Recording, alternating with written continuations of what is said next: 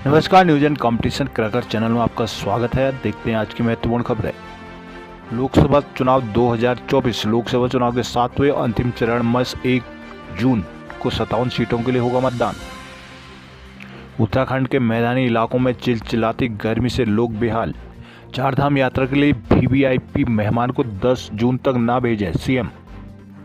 उत्तरकाशी में कारोबारी आज हाईवे करेंगे जाम। नई टेहरी को चारधाम का यात्रा मार्ग से जोड़ा जाए।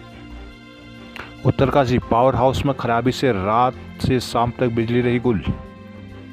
श्रीनगर में साल का सबसे गर्म दिन रहा गुरुवार। जखौली कॉलेज में प्रवेश के लिए अंतिम तिथि आज। श्रीनगर में बिजली कटौती पर कांग्रेस का प्रदर्शन। बड़को तिलाड़ी कांड के शहीदों को नमन कर दी गई श्रद्धांजलि। नई दिल्ली, भीषण गर्मी और सियासी दलों के एक दूसरे के खिलाफ तीखे बयान से भरा 18वीं लोकसभा चुनाव 2024 के लिए करीब 2 महीने तक चला लोक चुनाव प्रचार का सिलसिला गुरुवार शाम 6 बजे थम गया है। इन चुनाव में 7वें अंतिम चरण में 8 राज्यों, केंद्र शासित प्रदेशों और चंडीगढ़ से 57 संसदीय सीटों के लिए मतदान शनिवार को होगा। साथ ही उसी दिन उड़ीसा विधानसभा के 4थे और अंतिम चरण में 42 सीटों के लिए मतदान कराया जाएगा। प्रचार अभियान में भाजपा के नेतृत्व वाले सत्तारूढ़ गठबंधन ने कांग्रेस और अन्य दलों के इंडिया समूह पर भ्रष्टाचार, परिवारवाद और तुष्टीकरण को लेकर सियासी वार किए। विपक्ष ने भाजपा सरकार पर चुनावी बॉन्ड में भ्रष्टाचार, धार्मिक विभाजन की राजनीति और विपक्षी नेताओं के खिलाफ विभिन्न जांच एजेंसियों के इस्तेमाल के साथ साथ संविधान को बदलने का मंसूबा रखने के भी आरोप लगाए हैं। 7वें चरण के लिए आम चुनाव के सत्तारूढ़ राष्ट्रीय जनतांत्रिक गठबंधन, राजग और विपक्षी इंडिया समूह के स्टार प्रचारकों के अलावा उनके घटक दलों के नेताओं ने भी अपने उम्मीदवारों के लिए सार्वजनिक सभाओं और रोड शो आदि के माध्यम से जमकर प्रचार किया। नियम के अनुसार सार्वजनिक प्रचार अभियान मतदान की अवधि के समाप्त होने के 48 घंटे पहले बंद कर दिया जाता है, जिसका प्रत्याशी और उनके समर्थक निजी स्तर पर संपर्क कर मतदाताओं का समर्थन जुटा सकते हैं। अंतिम चरण में चुनाव प्रचार थमने से पहले प्रधानमंत्री नरेंद्र मोदी ने पंजाब के होशियारपुर में चुनावी सभा को संबोधित किया। इस चरण में केंद्र शासित प्रदेश चंडीगढ़ की एक सीट के लिए मतदान कराया गया।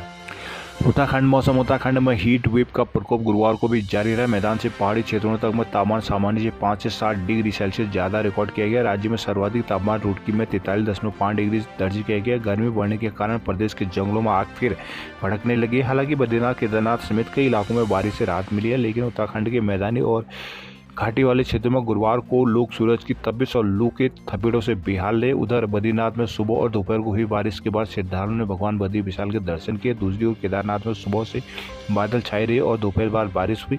इस बीच उत्तरकाशी के पुरोला में गुरुवार दोपहर आए तूफान से 2 पेड़ गिर गए, जिसमें एक पेड़ वहां से गुजर रही कार के ऊपर गया। इस हादसे में कार सवार एक व्यक्ति की मौके पर ही मौत हुई, जबकि एक अन्य गंभीर रूप से घायल हो गया। उधर उत्तरकाशी के शीर्ष पर स्थित वर्णामृत पर्वत की चोटी पर पेड़ों से बुधवार को देर रात आग लग गई। गुरुवार को डुंडा, मुखेम, धरासू रेंज के जंगलों में भी आग लग गई।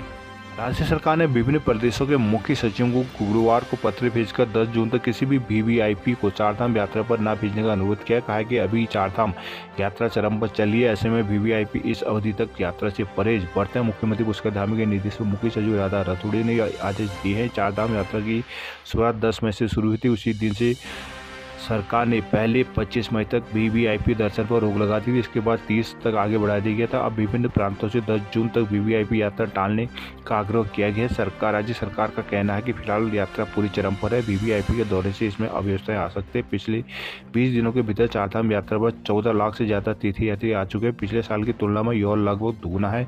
केदारनाथ इस अवधि में सर्वाधिक 6.25 लाख श्रद्धालु पहुंच चुके हैं। विदित है कि गुजरात, महाराष्ट्र, यूपी, राजस्थान, मध्य प्रदेश, दिल्ली, बिहार, हरियाणा, छत्तीसगढ़, पश्चिम बंगाल आदि प्रांतों से सबसे ज़्यादा तीर्थयात्री चारधाम पहुंचे। तीर्थयात्रियों की बढ़ती संख्या के मद्देनजर सरकार ने 31 मई तक हरिद्वार और ऋषिकेश में खोले ऑफलाइन पंजीकरण बंद किए। बिना रजिस्ट्रेशन के जो तीर्थयात्री यहाँ पहुँच रहे हैं उन्हें भेजा जा रहा है। ऐसे तीर्थयात्रियों का अभी भी 2500 का बैकलॉग चल रहा है। ऐसे में धामों में वीवीआईपी आने के कारण सरकार और स्थानीय प्रशासन के परेशानी हो रही है। सरकार अमला वीआईपी ड्यूटी में व्यस्त हो जाता है, जबकि सरकार की प्राथमिकता है कि आम श्रद्धालुओं को सरलता और सुगमता के साथ धामों में दर्शन कराए जा सके। इसके लिए सरकार ने बाकी राज्यों का पत्र लिखकर इस मामले में अनुरोध किया कि सरकार का फोकस यात्रा पर पहुंचे सभी भक्तों को मंदिरों में दर्शन कराना है।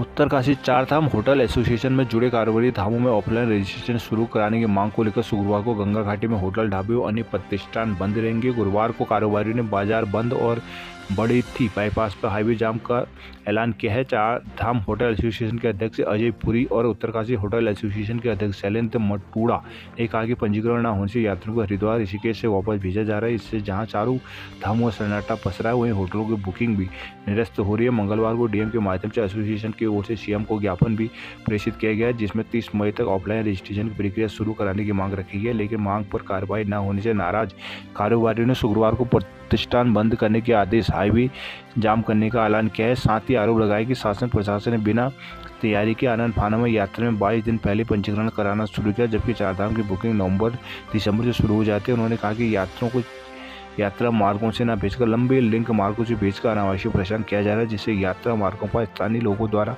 खुले छोटे छोटे होटल ढाबे का रोजगार चौपट हो गया है। फुरोला में चलती कार पर गिरा पेड़ की मौत।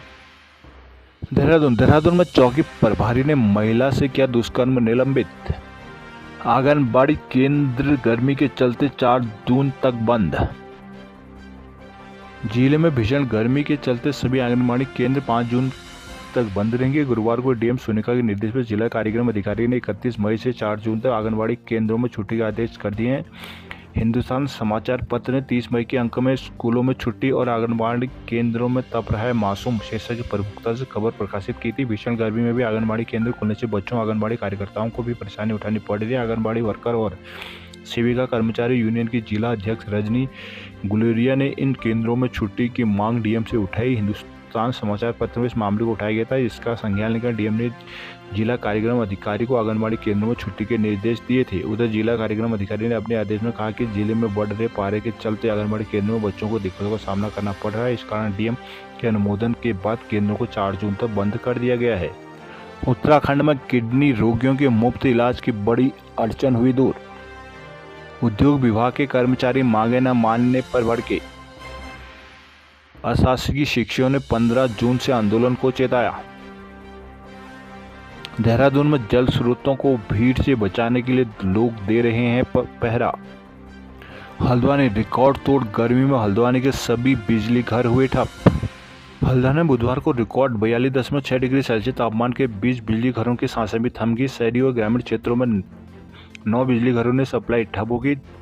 धौली खेड़ा बिजली घर के नजदीक गुरुवार को दोपहर 3 बजे अचानक खाली प्लॉट में खड़ी गाड़ियों में आग लग गई। ऊपर से गुजरी लाइनों को खतरा देखते हुए पिटकुल बिजली आपूर्ति बंद कर दी गई। इससे हल्द्वानी शहर और ग्रामीण क्षेत्रों सभी ने बिजली का 3 घंटे तक ठहरे। इसके अलावा दिन भर ऊर्जा निगम के फीडर लाइनों में तकनीकी दिक्कत आने से अलग अलग क्षेत्रों में 2 घंटे तक अघोषित बिजली कटौती से लोग बेहाल हो गए। वहीं रामनगर में 24 घंटे बिजली गुल रही। धौली खेड़ा में ऊर्जा निगम के बिजली घर के बगल के खाली प्लाट में दोपहर लगभग 3 बजे आग लग गई। अधिकारियों के मुताबिक मौजूद झाड़ियों में आग लगने पर इसके पास मौजूद निगम की लैब और पिटकुल की लाइनों के लिए खतरा पैदा हो गया था। आग की जानकारी मिलते ही power transmission of Uttarakhand PTCUL ने तत्काल बिजली आपूर्ति बंद कर दी। अब शांत होने का इंतजार किया जा रहा है। करीब 3 घंटे बाद करीब 6 बजे आपूर्ति शुरू की गई।